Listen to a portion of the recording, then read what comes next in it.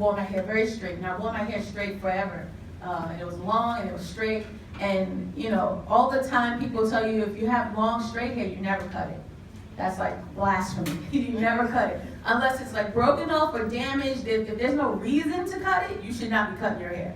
And I had really long hair and I cut it like this short, you know? And it was very, very, very liberating.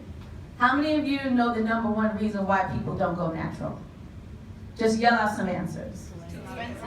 It's too expensive. Too much work. Hard to maintain. They're scared. That is the number one reason.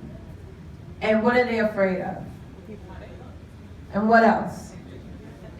That's what it is. They're afraid of how they're going to be perceived, accepted by other people. Specifically who? Society, who else? Closer to you, who? Your family. Family, yes. Because you want to be, you'll always be loved by family, but you want to be accepted by family. And you want to be seen as beautiful, whatever that means, you know? So fear is the number one reason why people don't go natural, whether it's fear of not being accepted by their family or the workplace.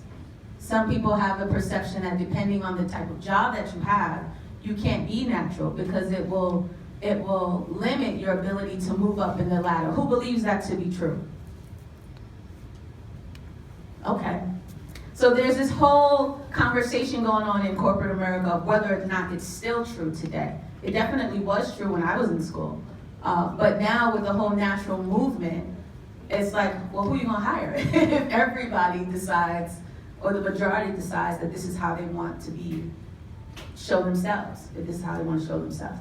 But if you speak to some folks in corporate America, it's still, even if you do it, it still causes a certain amount of anxiety, right?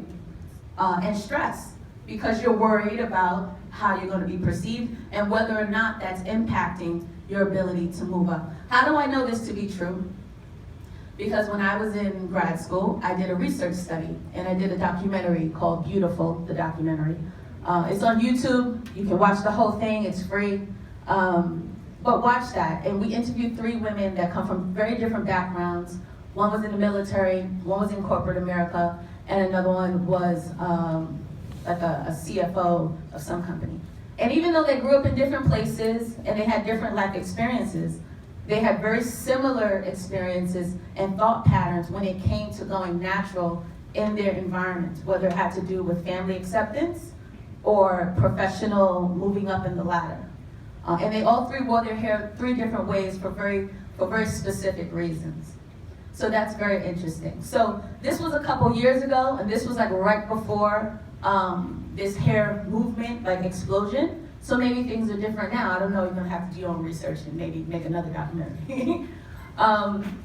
So I've been doing this work since 2008, and when I wore my hair straight, all my clients were straight.